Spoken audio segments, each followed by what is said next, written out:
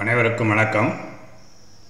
நம்ம இன்னைக்கு இந்த வீடியோவில் திருக்குறள் அதிகாரம் 4 அதை பற்றி பார்க்கலாம்.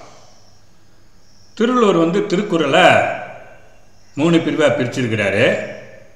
அதாவது அறத்துப்பால், பொருட்பால், காமத்துப்பால் அப்படின்னு 3 பிரிவாக பிரிச்சிருக்கிறாரு. அதில் அறத்துப்பால் பார்த்தா பாயிரம் ஒரு 4 அதிகாரம் கொடுத்துருக்கிறாரு.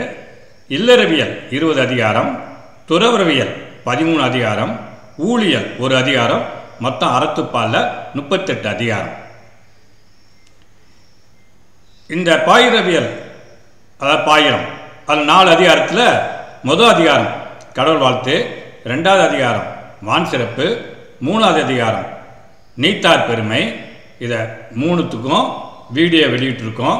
பார்க்காதவங்க நம்ம சேனலை சப்ஸ்கிரைப் பண்ணி அந்த 3 அதிகாரத்தையும் வீடியோ மூலிமா கேட்டுக்கலாம். இப்போ இன்றைக்கி நம்ம பார்க்க போகிறது அதிகாரம் 4 அரண் வலியுறுத்தல். வாங்க 4வது அதிகாரத்தில் திருவள்ளுவர் எதை சொல்கிறான்னு பார்க்கலாம். அதிகாரம் 4 அரண் வலியுறுத்தல். அரண் வலியுறுத்தல்னு என்ன சொல்றதுன்னா, தர்மம் செய்வதின் பலன். தர்மம் செஞ்சால் என்ன பலன் கிடைக்கும் அப்படிங்கிற ஒரு அறச்செயலை செய்தால் என்ன நன்மை கிடைக்கிறத பற்றி இந்த 10 குறள் மூலிமா நம்மளுக்கு திருவள்ளுவர் விளக்குகிறார். வாங்க ஒரு குறளாக பார்க்கலாம். 31வது குறள். முதல் 3 அதிகாரம் 30 குறள் முடிஞ்சிருச்சு.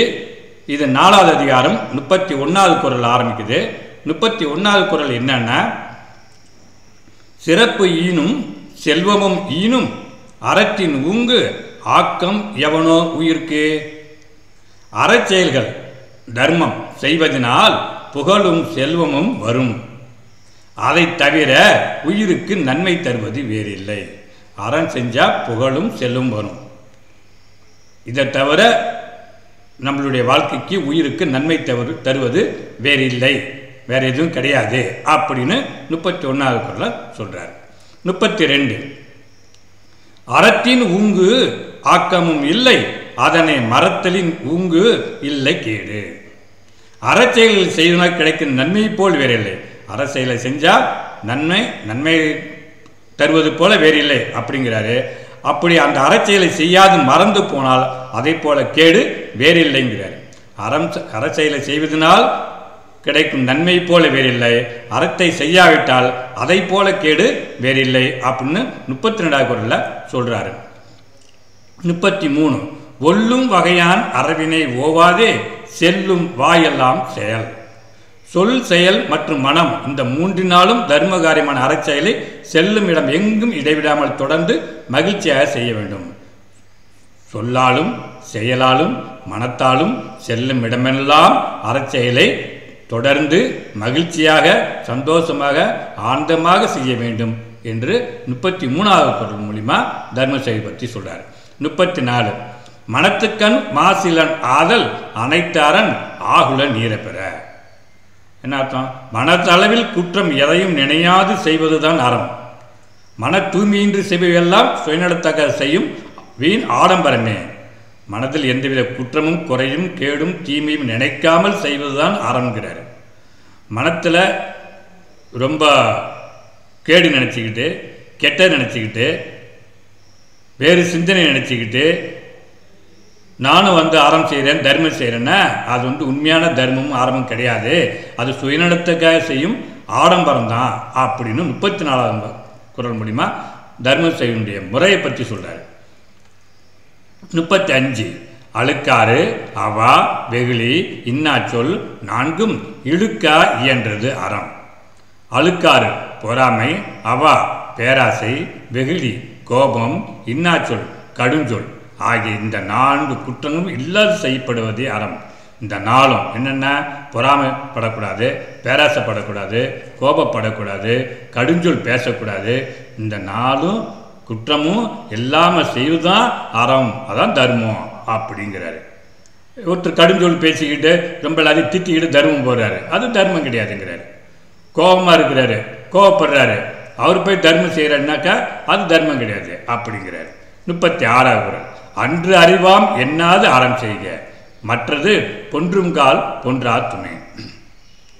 நாம் இறந்தால் நம்முடன் வரப்போவது நாம் செய்த தர்ம காரியத்தால் கிடைக்கும் புண்ணியம் மட்டுமே. எனவே பிறகு செய்யலாம் என கருதாது உடனே அறம் செய்திட வேண்டும். இறுதி நாளில் அது ஒன்றே நமக்கு துணையாக வரக்கூடியது. நாம் இறந்தால் நம்மோட கூட வரப்போது எதுவுமே கிடையாது, யாருமே கிடையாது. நம்ம செஞ்ச தர்மம் அதனால் கிடைக்கிற புண்ணியம் மட்டும்தான் வரும். அதனால் பிறகு செய்யலாம் என்று நினைக்காது உடனே அறத்தை செய்ய வேண்டும் என 36வது குறள் மூலியமா திருவள்ளுவர் தர்மம் செய்ய வலியுறுத்துகிறார். 37. அறத்து 6 இது என வேண்டா சிவிகை பொறுத்தானோடு ஊர்ந்தான் இடை. என்ன அர்த்தம்? பல்லக்கை வருந்தி சுமப்பவன் மற்றும் அது மகிழ்வோடு அமர்ந்து செல்பவன் ஆகிய இருவரின் நிலையை பார்த்தாலே தர்மம் செய்வதின் பலன் என்னவென்று புரியும். அதாவது உதாரணம் சொல்கிறாரு. ஒரு பல்லக்கு, அந்த காலத்தில் பல்லக்கு போது அதில் ஒரு ஆள் மேலே உட்காந்துக்கிட்டு சந்தோஷமாக ஆனந்தம் போகிறாரு, கீழே ஒரு ஆள் அவரை தூக்கிக்கிட்டு கஷ்டப்பட்டு சுமந்துக்கிட்டு போகிறாரு. இதை ரெண்டுத்தை பார்த்தாவே தர்மத்தினுடைய பலன் புரியுங்கிறாரு. என்ன சொல்கிறாருன்னா, அப்போது நிறைய தர்மம் செஞ்சால் இந்த மாதிரி ஆனந்தமாக மகிழ்ச்சியாக போகலாம், தர்மம் செய்யணும்னா கஷ்டப்படணும் அப்படின்னு அதை உதாரணம் காட்டி 37வது குறளில் அந்த தர்மத்தினுடைய பயனை சொல்கிறார். 38. வீழ்நாள் படாமை நன்று ஆற்றின் அகுதூர்வன் வாழ்நாள் வலி அடைக்கும் கல். ஒரு நாளும் விடாது தர்மம் செய்ய வேண்டும். அப்படி செய்யும் அறம் மட்டுமே நமக்கு மறுபிறவி எடுக்காதவாறு தடைக்கல்லாக வந்து அமையும்.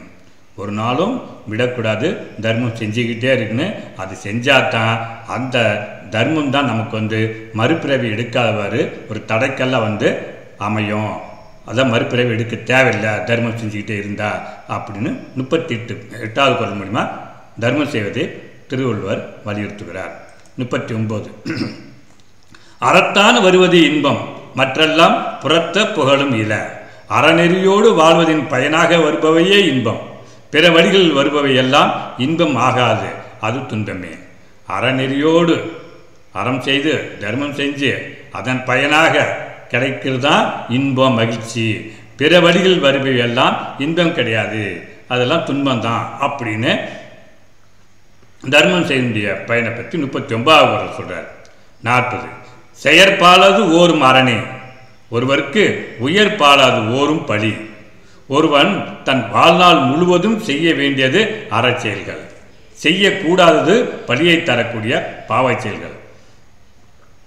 வாழ்க்கை ஃபுல்லாக ஒருத்தன் அறந்தான் செய்யணும் ஒழிய பழியையும் குற்றத்தையும் தரக்கூடிய செயலை பாவை செயலை செய்யவே கூடாது என்று இந்த அதிகாரம் 4 அரண் வலியுறுத்தல் என்ற தலைப்பில் தர்மம் செய்வதின் புண்ணியம் என்ன, அதனுடைய பலன் என்ன, அது எப்படிலாம் செய்யணும், எது செஞ்சால் உண்மையான தர்மம் அறம் அப்படின்னு சொல்லி நமக்கு திருவள்ளுவர் அதிகாரம் 4 மூலிமா தர்மம் செய்வதை வலியுறுத்துகிறார். ஆதலால் நாமும் திருவள்ளுவர் சொற்படி தர்மம் நிறைய இயன்ற அளவு, நம்மால் இயன்ற அளவு செய்வோம், வாழ்வில் ஆனந்தமாகவும் மகிழ்ச்சியாக இருப்போம் என்று கூறி இத்துடன் அதிகாரம் 4 முடித்துக் கொள்கிறேன். நன்றி, வணக்கம்.